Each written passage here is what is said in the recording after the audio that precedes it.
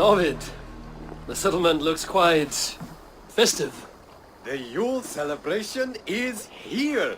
It's midwinter, Eivor. Time to drink, fight, and compete in hopes of a bounteous harvest. Yolnir, the Yule god, smiles on us. The days will soon grow longer, my friend. It's all a glorious rebirth about to begin. And you did all this? Not exactly. On a scouting mission, Sunniva and I met a group of, we call them revelers. They did most of the work. Sunniva's manning the fistfight tournament. All in good fun. Meanwhile, I have opened my own shop. Rather than silver, we use what I call fuel tokens. I made them myself. They certainly look homemade. Thank you, yes. Now, before we begin our celebrations, we need to get the brewery and the cattle farm ready for the Yule feast. And you'd like me to do that, I suppose. I would.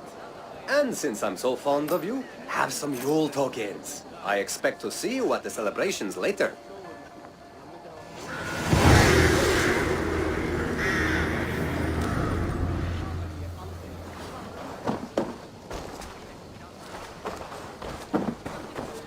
Tekla's brewery has not been built yet. I should do that for her before the festival. We need to raise the barn if we're going to get the farm ready for the festival.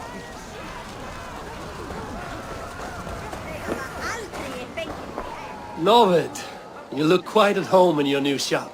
I am.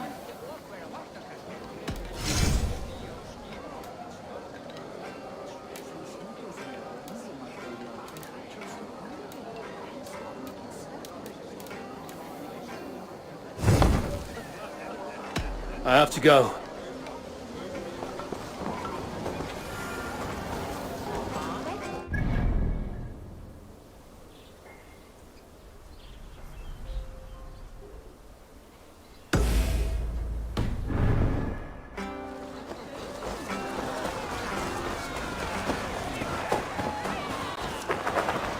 Eivor! I have just the thing for you! Sunniva, Novid, The greatest! any rules? Yes, the rules are simple. And remember, Eivor, the more but now, are you... You know I'm ready.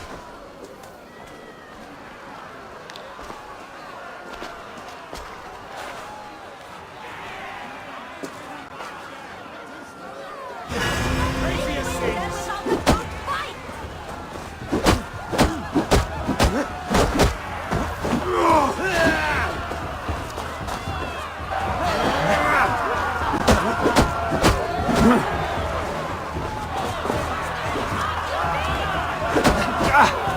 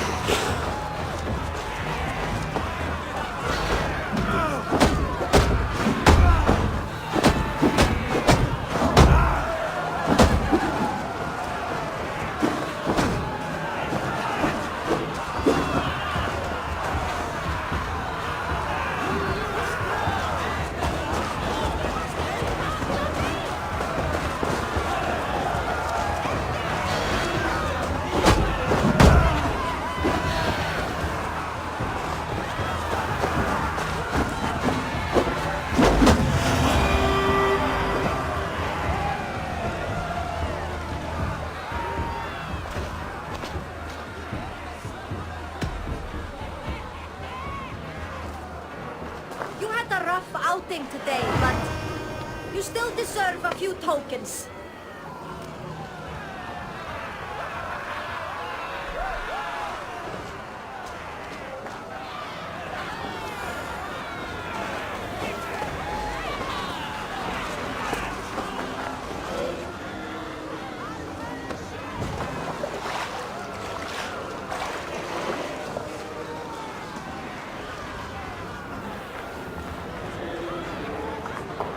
This looks worth trying.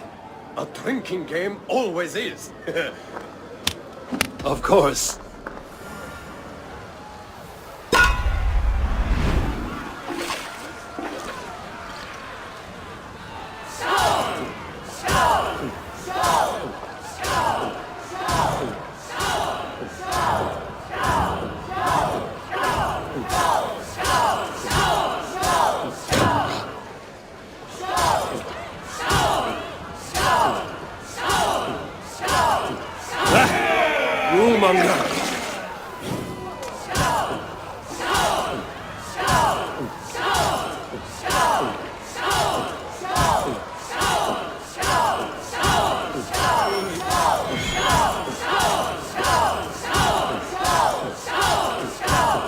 You are a bit green, friend.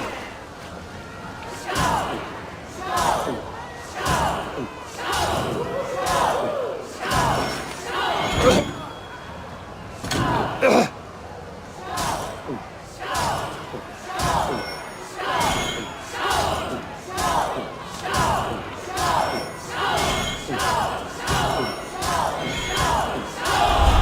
are quite the guzzler.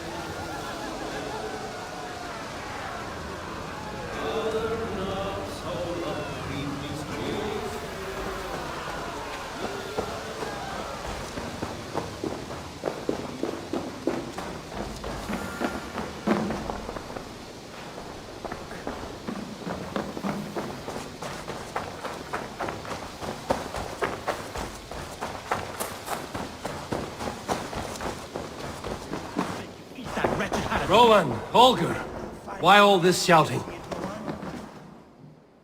Eivor, thank Tyr. I heard shouting. Is something wrong? Holger robbed me, and I demand he be punished. Rot disappointed word. Does the deer rub the stream when she takes a drink? Does a cow rub a field when he crops on sweet grass? Eivor, this matter requires sensitive judgment. Will you?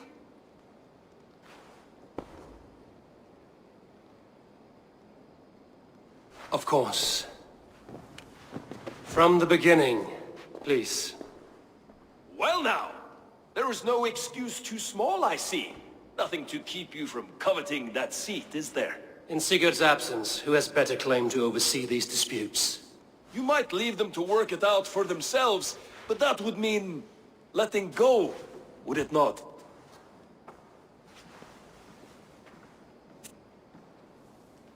Please start again. Tell me all that has happened. I will start. I have been falsely accused by this Saxon Philistine. A filly, what? Are you mocking me? Silence, please. I will hear both of your complaints and render a decision, awarding compensation if needed. Understood?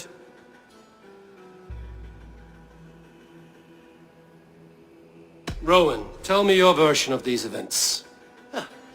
As you are aware, Holger and I are neighbors. Near enough that I often catch him at my stables, stealing my tools. Borrowing. Holger, let him speak. Stealing, borrowing. My point being, I have always allowed him to use whatever he pleased. I greatly admire your Norse generosity and had hoped to match it. But this morning, Holger stretched the limits of my grace. Entering my stables for their feed, I found my most beautiful, gentle mare stripped of her tail, bereft, not a strand in sight. I am ashamed to say my natural suspicion drew me to Hallgear, and how right I was. For when I peered across the lane, there he was, gripping a horsetail brush slathered with indigo, dragging it across a sheet of... Painting, Rowan. I was painting. You make it sound so crude. You see? Such willful arrogance. It will take ages for Ilgifu's tail to reach its former length. I demand compensation. I understand. Thank you, Rowan. Holger, let me hear your side. Eivor, you have known me as a skald for years. You have seen how my poems bring life and joy and wisdom to our people. And you know that my work requires a certain, let us say, freedom to make use of rare resources to compose my verses. Often when lacking the proper tools, I have made use of novel items. Alvis's walking stick, Tovy's inks, all were given gladly. You cut off my horse's tail to make a brush, you bleed... Rowan? As I was saying, this morning in the throes of poetic reverie, I realized that my latest piece required delicate brushwork.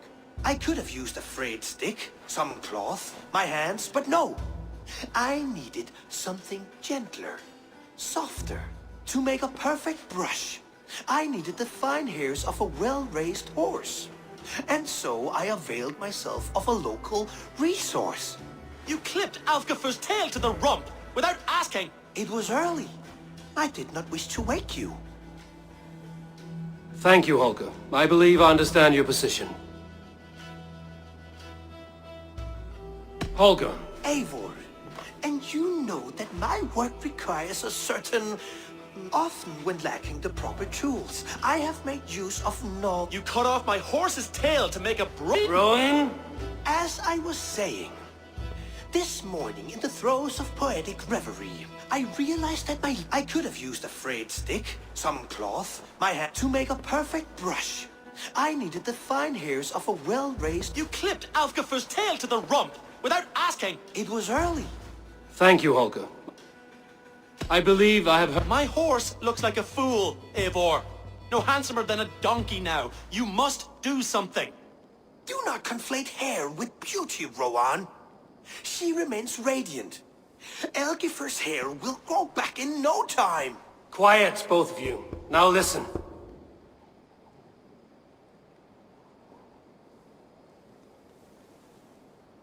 Before I give... I believe I have... My horse... Do not... Quiet! Holger, Rowan is clearly in the right. You sheared the tail from his horse without gaining permission. I borrowed the tail. Borrowed! Does the reality of regrowth not make this a victimless crime? It is a two-victim crime, Holger. Though they are unharmed, you took without asking, and that will not do. As the horse's value has diminished significantly, you will pay Rowan its market price. But the horse was not for sale. Rowan, admit it. My decision is final, Holger. Pay what you owe, and meet tomorrow as friends. And if I do, may I keep the horse? Pay the man and be done with it. Rowan, does this satisfy you? It does. Thank you, Eivor. Good. Then by Tyr's blessing, let this matter rest. We're done here. Return to your homes in peace.